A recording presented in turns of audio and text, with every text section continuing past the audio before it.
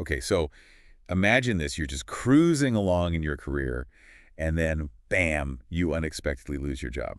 Oh, wow. Talk about a curveball. Right. But what if this is actually like a golden opportunity to ditch the whole cubicle scene and dive headfirst into the world of online work? It's funny you say that because that's exactly what we're diving into today. That's right. We're going deep on this whole online work thing.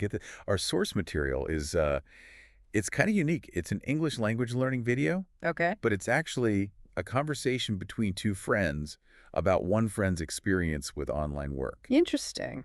Yeah, and she got into it after losing her job. So it's like a real-life case study. It's fascinating how these everyday conversations can give us such a good look into bigger trends. And this video, even though it's for language learners, has some really authentic advice and insights. It really does. Mhm. It's not like one of those polished webinars or some expert giving a lecture.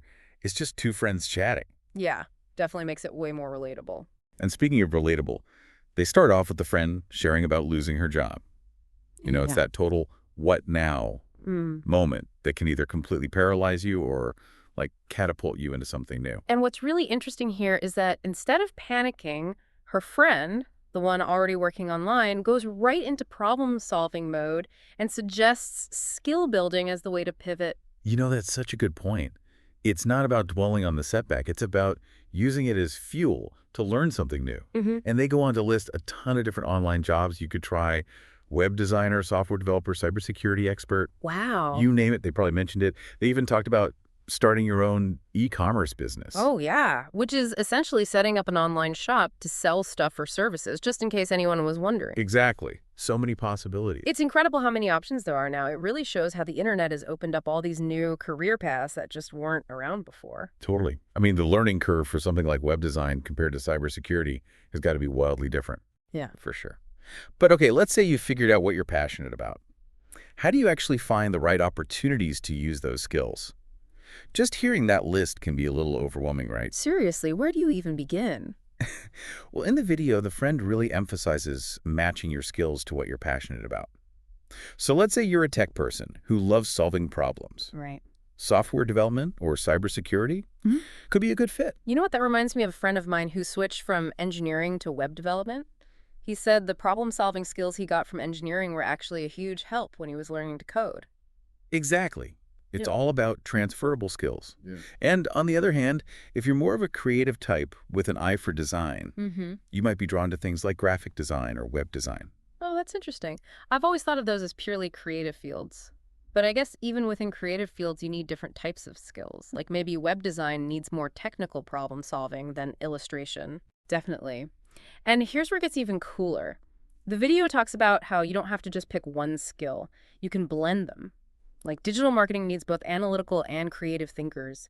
You need data and trends, but you also need that creative spark for making cool campaigns. So it's not an either situation. You could be a tech-savvy artist or a data-driven storyteller. That's so cool. It just makes sense, especially online where everything's always changing and you need to be adaptable. But with all this talk about skills and jobs, it brings up a big question. How do you actually get clients? Well, the friend actually talks about her experience using online platforms. She mentions freelancer.com, Fiverr, and Upwork.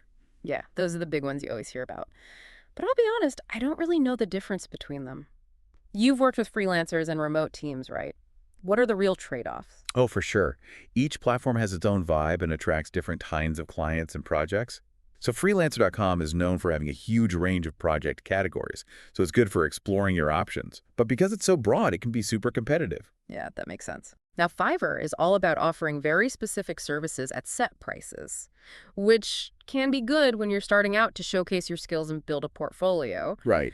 But you might end up doing a lot of smaller projects before you land those bigger, higher-paying gigs. So maybe Fiverr's better for getting your feet wet and delivering your reputation. Exactly. And then there's Upwork, which tends to attract more established freelancers and businesses looking for longer-term people. Oh, so Upwork is where you go when you're ready to level up. You could say that. They use a bidding system, so you'll need to write really good proposals that highlight your skills for each project. You need to showcase your past work and show them why you're the perfect fit. So it's not just about having the skills, it's about being able to market yourself. I'm starting to see how this all comes together, but I'm curious, in the video, does she just stick with one platform? Actually, she talks about moving between platforms as she gets more experience and figures out her goals.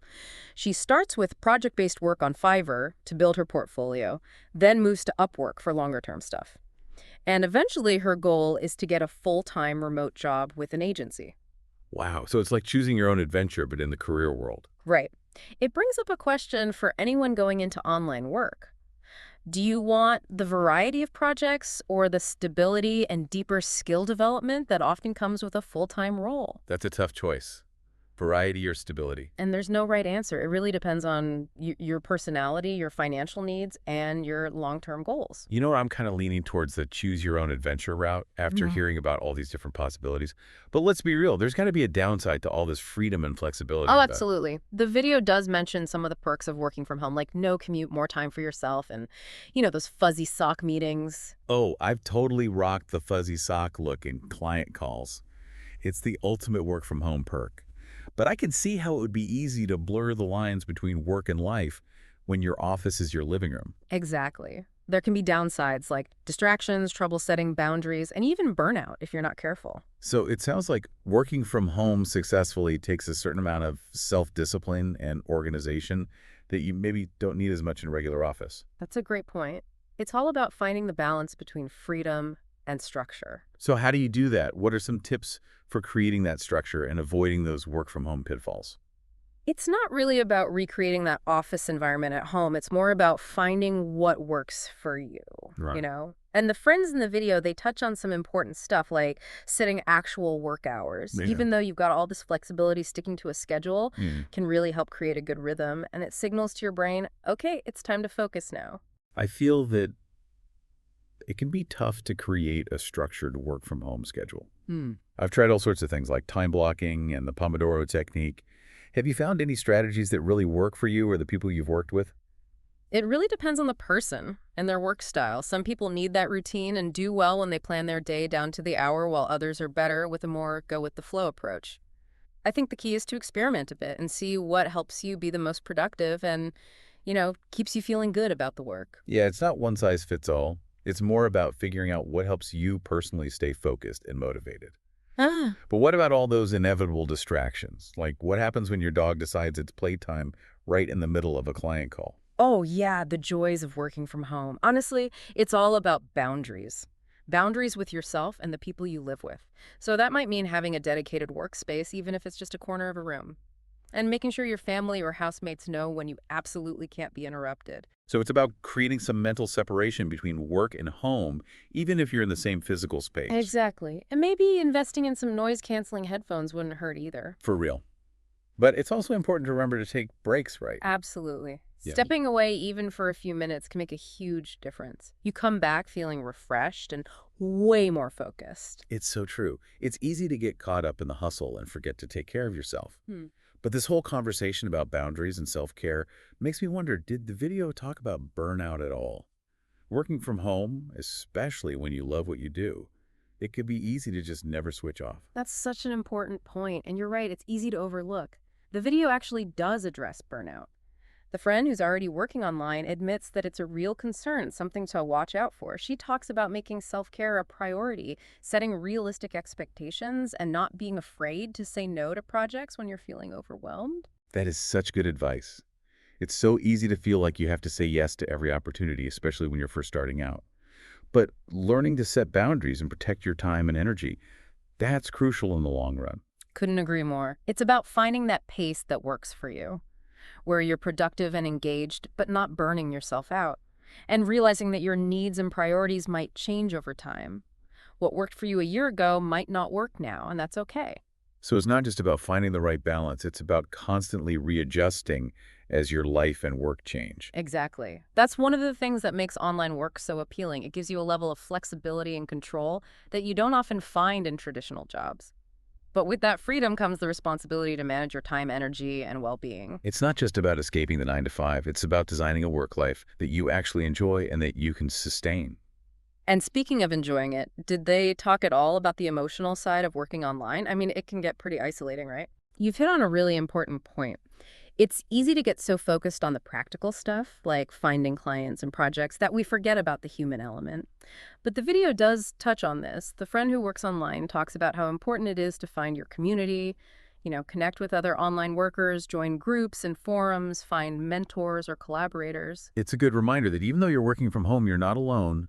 There are tons of people out there who get it. Exactly. And that community can be a huge source of support, inspiration, and even accountability.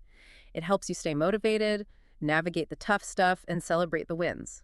It's like having your own built-in support system for your online work journey. Yeah. Okay, so we've talked about the skills, the platforms, the pros and cons of working from home, and even the importance of community. Was there anything else they talked about that you think is really important for someone thinking about making this leap? One thing that really stood out to me was their emphasis on patience and persistence. They both acknowledged that building a successful online career takes time and effort. It's not a get-rich-quick scheme. It takes dedication, continuous learning, and a willingness to adapt. So it's not just about having the right skills or finding the right platform. It's about having the right mindset, being ready to put in the work even when it gets tough. Definitely.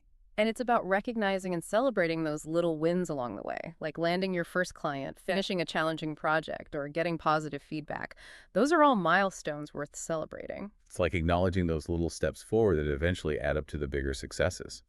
Speaking of success, I'm curious, in the video, did the friend who was switching to online work actually end up getting that full-time remote job? That's the interesting thing about this video. It's a snapshot of a conversation, a moment in time. We don't get to see what happens next. But that also makes it super relatable. It's not some perfectly packaged success story. It's real life, navigating the ups and downs of trying something new. And that's actually kind of refreshing because let's be real, life rarely goes according to plan. There are always going to be challenges and setbacks and unexpected things happening. But that's what makes it interesting. I totally agree. And I think that's a good takeaway for anyone listening. Don't get discouraged if things don't happen right away. Embrace the learning process. Keep going. And remember that every step, even the missteps, are opportunities to grow. It's not about avoiding failure. It's about seeing failure as a chance to learn. It's about having that growth mindset and knowing that even if you don't reach your original goal, you'll come out of it with valuable skills and experience. Exactly. And who knows, that detour might lead you to something even better than what you initially planned. It's like they say, sometimes you win, sometimes you learn. And I think that's the perfect way to transition to the last part of our deep dive. We've covered a lot, but Yeah. I want to leave our listeners with something to think about. If you could actually design like your perfect work from home life, what would it look like? What kind of work would you be doing? What would a normal day even feel like? That's a good one. I think it's easy to get lost in the details, but it's just as important to really picture what you want your daily life to be like. Totally. It's not just about getting away from the office. It's about making a life that fits you and what's important to you. So what about you? What would your ideal work from home day look like? Honestly, it would probably have a lot of the same things we've been talking about. A good balance between focused work time and taking breaks when I need them, a dedicated space that I actually like working in, and feeling connected to my online community. But it would also mean things like being able to go for a walk in the middle of the day if I'm feeling stuck, or having the flexibility to move things around if family stuff comes up. That's awesome. It's about having the freedom to create a flow that works for you and not the other way around. Hmm. And, it makes me think about how much the online work world is constantly changing. There are always new platforms popping up, new skills people need, and the whole way we work is becoming so much more flexible. For sure. So if you're feeling inspired by all this, I'd say go explore a bit. Check out those online platforms like freelancer.com/Fiverr and Upwork. See what kinds of projects are out there, what skills are in demand, and what people are charging. Exactly. And don't be shy about reaching out to people who are already doing the kind of work you're interested in. Ask them about their experiences, the challenges, and what advice they have for starting out. You might be surprised how many people are willing to help. That's so true. And remember, one of the most important things for any online career, or any career really, is curiosity. Stay open to new things, never stop learning, and keep exploring what you're truly capable of. I love that. Well said. And on that note, I think it's time to wrap up this deep dive. We covered a lot today, from the practical stuff like finding work online and setting up a good work from home routine to the bigger picture, things like the importance of community and having a growth mindset. It's been a great conversation, and I hope everyone listening is feeling inspired and ready to take their next steps, whatever those might be. Absolutely. So to all our listeners out there, remember, the future of work is yours to create. Go out there, make your own adventure, and never stop learning.